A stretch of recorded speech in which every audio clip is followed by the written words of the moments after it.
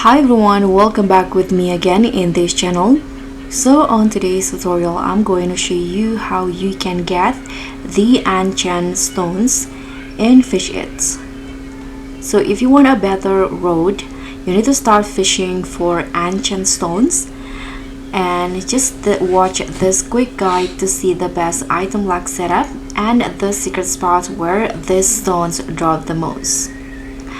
So beside the ocean here, I got lots of ancient stone by Fish It under this cave inside the coral reefs.